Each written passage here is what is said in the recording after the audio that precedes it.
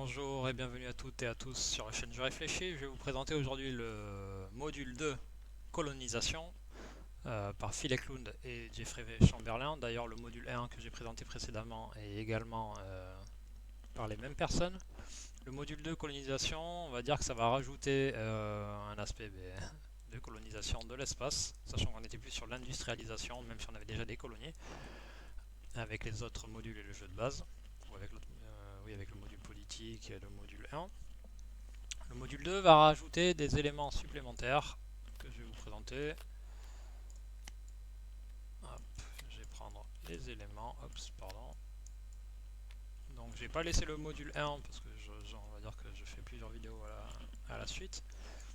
Par clarté, normalement vous savez l'autre tableau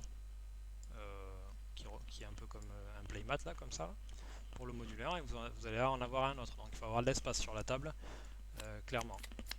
Donc ça va être un nouveau tableau ou playmat. Chacun aura la sienne, ou le sien, pardon. On va rajouter des cartes supplémentaires, donc les Bernoulli et les colonistes. Les Bernoulli qui représentent, on va dire, les stations spatiales dans lesquelles on peut vivre, on va dire, à grande échelle. Et des colonistes qui seront des... comment dire, des colons, hein, en fait, simplement, avec des capacités particulières. Et on pourra avoir aussi des robots. Donc on va dire que on est un peu dans la continuité du transhumanisme avec ces colonistes, hein, parce qu'il y en a certains, ils auront un ray gun implanté dans le bras. Euh,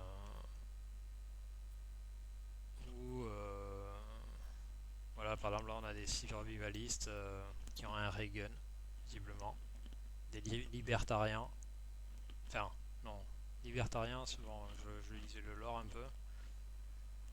Et il explique qu'ils boivent de l'eau lourde pour améliorer la résistance aux radiations. Bon voilà, après c'est de la science-fiction hein, quand même. Donc on va rajouter les colonistes, les Bernoulli qui vont abriter ces colonistes et deux Bernoulli, on peut avoir deux Bernoulli maximum, qui abriteront des colonies quand on les aura mis à certains endroits spécifiques. Ils peuvent se déplacer de manière autonome, on peut les transporter également. Ils font tous 10 de masse, donc c'est très lourd. C'est très lourd et ils ont des capacités. Des capacités qui a marqué ici. Alors ils ont d'ailleurs des radiations hardness différents. Pardon.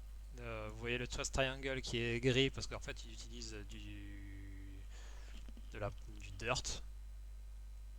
En fait pas de l'aqua, mais on va le remplir avec de l'aqua, mais c'est du dirt. Euh, et donc chaque faction, vous voyez, est marqué home. Pourquoi? Parce qu'il a une caractéristique quand il est considéré comme un home Bernoulli. Vous allez me dire qu'est-ce qu'un home Bernoulli? Un home Bernoulli, c'est qu'en fait, quand on va partir de notre LIO, vous avez plusieurs endroits avec des petits picots là, noirs. Donc des points Lagrange, soit qui sont violets, ça veut dire que ça a un coût d'y aller ou de s'y rendre, etc. Soit ils sont Lagrange, comme ça, comme ceci. Et donc dans ce cas-là, ils sont gratuits, si je puis dire. On ne paye pas de fuel. Normalement, si vous regardez cette vidéo, vous connaissez déjà un peu le jeu. Donc en fait, tout simplement, que ce soit celui-là, si je décide d'ancrer mon Bernoulli ici, ça va être, vu qu'il y a des picots, ça va être un home Bernoulli. Mais je pourrais décider de l'ancrer ici, c'est juste que ça va me coûter plus de fuel. Et également, vous voyez ici la zone de radiation, comment on fait pour passer, etc. etc.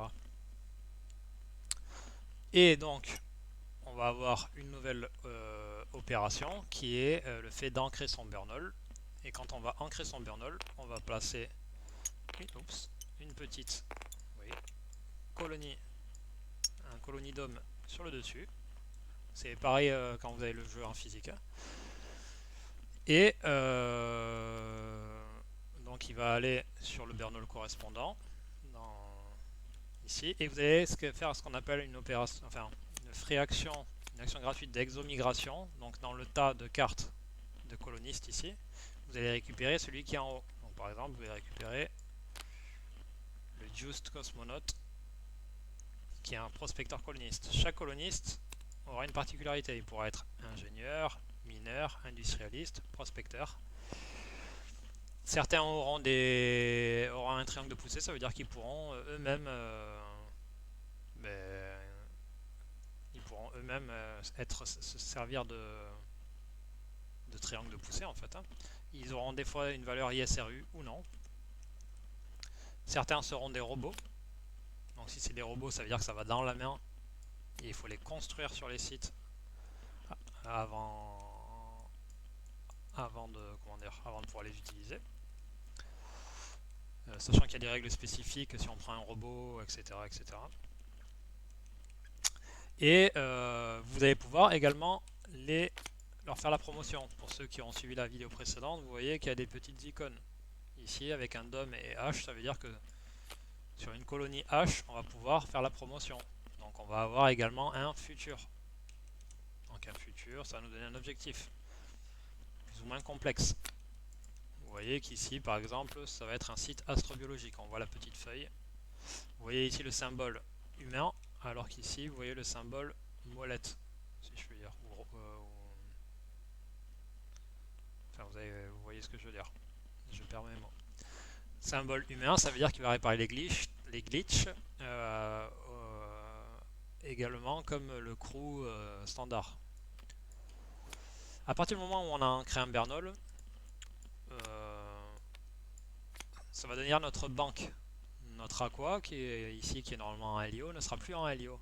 Il sera dans le Bernol. Et notre crew va être, on va dire, transféré de manière automatique au Bernol. On pourra booster toujours en LIO au prix normal, ou on pourra booster directement dans le Bernol, c'est-à-dire gagner un peu de... Par exemple, si mon Bernol est ici, ça peut être intéressant de booster ici sans avoir à passer par la caisse départ, si je puis dire. Sauf que ça va me coûter le double en aqua. Ça va me coûter le double en aqua. Donc commencer, on va prendre... bon, je fais n'importe quoi, mais disons que j'ai une roquette composée de ça et qu'elle soit viable. En l'état, elle n'est pas viable, mais on s'en fiche. Si ma roquette fait 3, si je le booste en LEO de manière standard, c'est 3 aqua que je dois payer. Si je le booste dans mon home Bernol, c'est de 6 que je vais payer. Je peux booster cette fusée, enfin ces éléments, même si c'est pas fonctionnel en l'état. C'est comme d'habitude. Si ça coûte 0, c'est 0. C'est juste que ça va me coûter une opération. Donc, vous allez voir que le Bernol est très lourd. Donc, ça crée des nouvelles opérations et des free actions. Donc, Exo Migration, comme vous avez parlé, c'est quand on va rajouter un coloniste. Donc, en fait, il y a des gens qui viennent habiter, hein. On peut un encore, donc c'est enlever, enfin, l'enlever et pour pouvoir le bouger en fait, si vous voulez. J'arrive pas à traduire. Le désancrer, si je puis dire. Alors que le anchoring, lui, c'est une vraie opération. Il y a la promotion, le homesteading, bon. Ça, c'est des petites subtilités. Il faudra voir si ça vous intéresse. Je vais pas revenir sur toutes les opérations que ça crée. Tout ça pour dire que ça, le coloniste va avoir un futur quand je vais faire la promotion. Alors que le Bernol, il va avoir, c'est pas vraiment un futur, il va avoir quelque chose en plus. Donc, par exemple, ils disent ici que les délégués dans l'assemblée rapportent un point de victoire en plus à la fin. Par ailleurs, quand on a ancré notre Bernol, j'en ai pas parlé, mais quand on ancre notre Bernol dans un home Bernol, donc là où il y a les picots, on a cette caractéristique. Donc par exemple ici ils nous disent que les booster quelque chose dans notre home Bernol, ça ne double pas les coûts. Là on est immunisé au budget cut avec celui-là. Là on va rester premier joueur. Là on va éviter les belles trolls quand on passe près de la terre. Et ça, tout ça c'est négociable, donc quand on joue à plusieurs c'est intéressant. Après, derrière, par exemple, là, on va avoir le power sat. Là, on va avoir des points en plus parce qu'on a des dirt side. Pourquoi? Parce qu'en fait, on peut ancrer notre burnol sur les picots, mais on peut ancrer notre burnol sur un point adjacent, comme ici, là, à des sites. Donc là, il est adjacent à ce site-là et à ce site-là. Si j'avais claim et une factory, donc une usine, ça va m'apporter des points supplémentaires et c'est considéré comme un dirt side. Par exemple ici, si j'avais une factory et une usine, et ici, j'aurais deux dirt side. Ça m'a rapporté des points en fin de partie.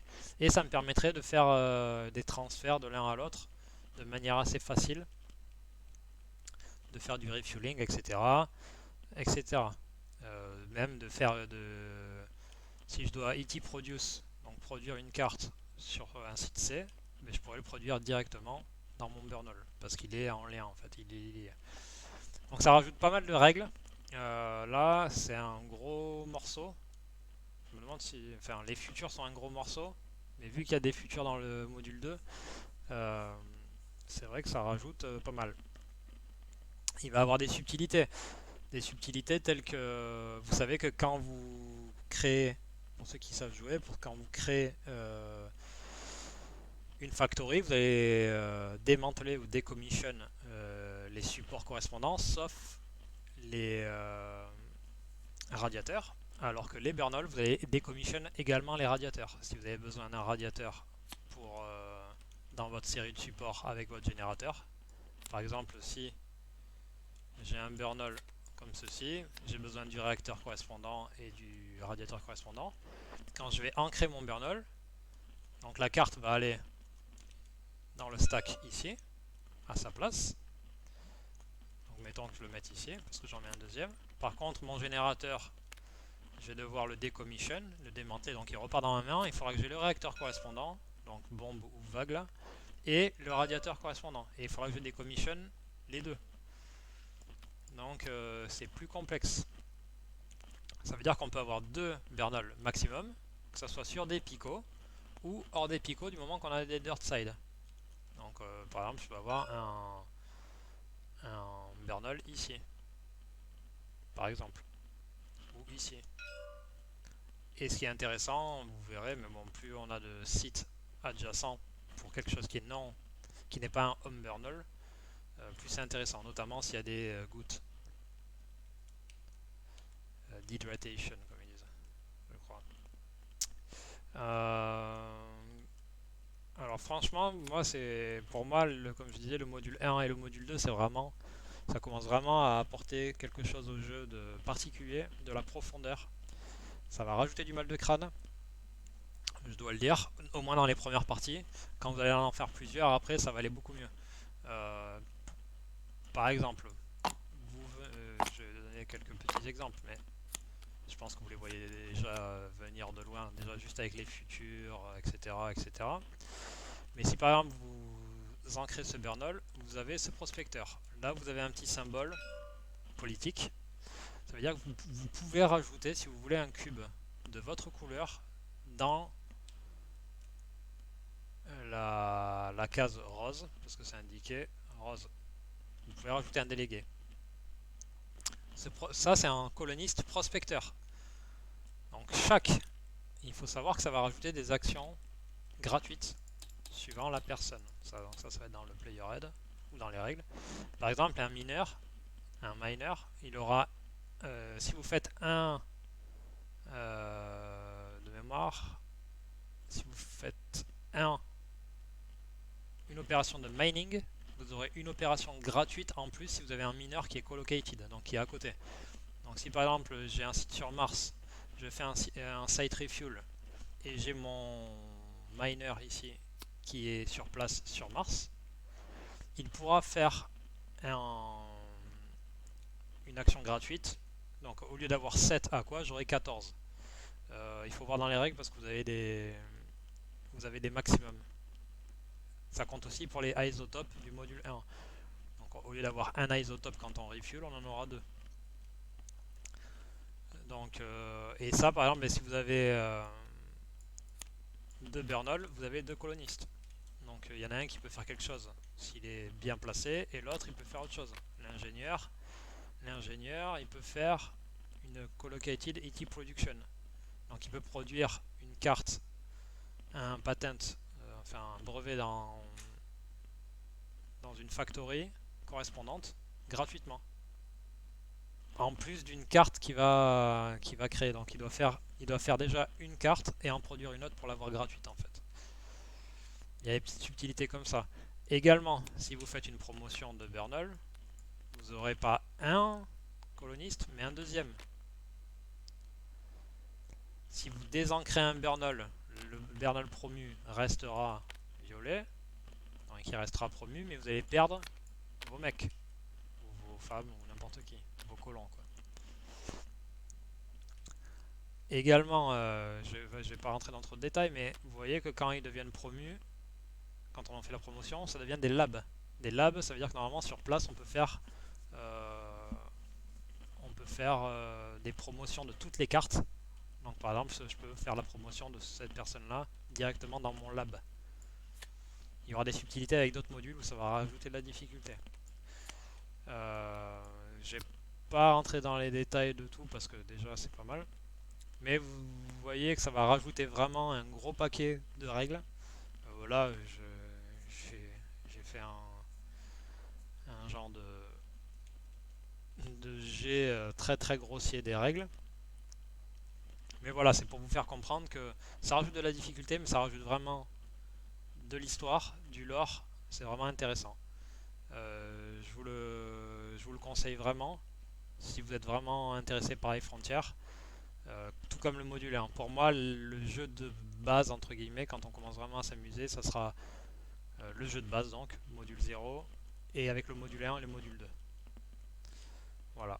Voir le module 4, parce que pour moi, c'est maintenant, et c'est vraiment un de mes modules préférés. Mais le minimum module 1, module 2, donc Terawatt Future et colonisation, c'est vraiment les deux modules minimum, on va dire, si vous aimez les frontières. Voilà, n'hésitez pas à poser des questions, je vous remercie, je vous dis à très bientôt, et puis n'hésitez pas à échanger, poser des questions, ou laisser un petit like, ça fait toujours plaisir. Allez, je vous dis à bientôt, ciao ciao.